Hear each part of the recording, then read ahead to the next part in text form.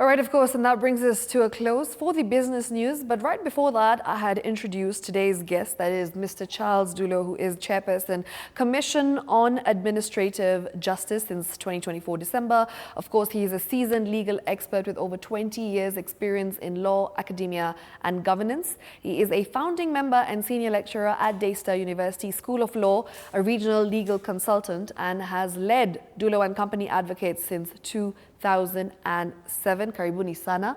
Thank you. And of course, this right here happens to be your first major interview since taking office. Yes. That was in December. And what are currently your immediate priorities for the Commission, in executing its mandate? Well, thank you very much for having me, and good evening, viewers. Of course, our commission is a Chapter 59 commission, which means that our mandate is given by law. The first mandate that we have is to check on public maladministration in both national and county government. Mm-hmm. The second mandate that we have is of, excuse me, enforcing access to information. Access to Information Act 2016 is where citizens can ask for information, and it's in furtherance of a realization of Article 35. Mm-hmm. And so we also enforce that. And in enforcing that, our mandate doesn't kick in until after 21 days. In other words, you have to request for the information. Right. And if it is not granted after 21 days, then you can come to us and complain. And then we'll be able to take up with the institution that is not giving you that. In terms of other mandates, we are involved in training people what we call alternative dispute resolution, grievance redress mechanism, and also on access to information. We train public servants because they are the ones who mainly are asked this information. Mm-hmm. And because of that, we have partnered with the national government, where we give them what we call certificates, right. Performance certificate based on the complaints that they have resolved within a given financial year. And so we deal with performance contracting for both national government and county government as well. All right. Now, Mr. Charles, we have seen your reports on the Pensions Department, as well as the Ministry of Lands and, the judiciary. These are some of the reports that we've seen of late.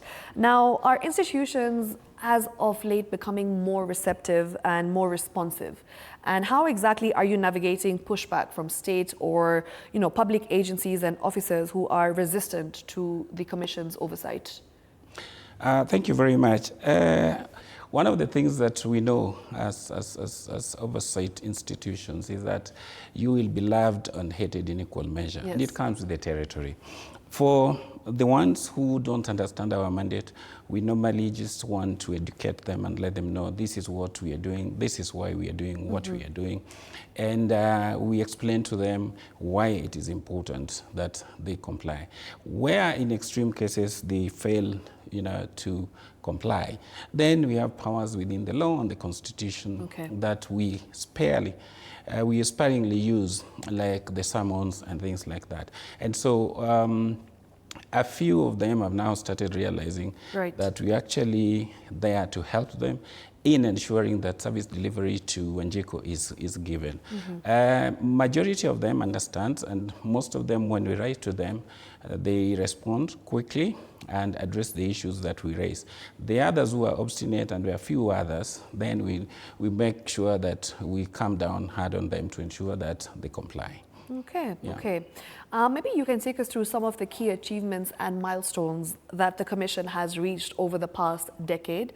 And of course, just a few of them. We wouldn't want you to stay here until tomorrow, but yes, just a few of the key achievements that you've managed so far and being able to address the administrative injustice, especially when it comes to oversight and access to information and the enforcement of that. So how exactly is the Commission working to ensure that all these things are working seamlessly? And yeah, maybe take us through some milestones. Well, one of the things that we do is that we engage in public advocacy and letting people know.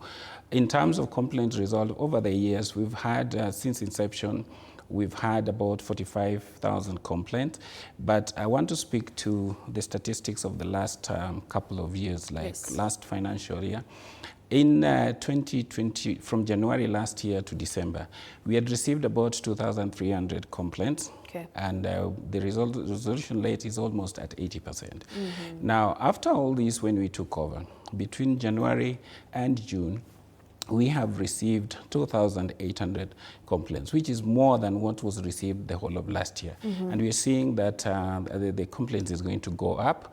In terms of access to information, I wouldn't want to talk much in terms of achievement because access to information is barely 9 years old. It was in 2016.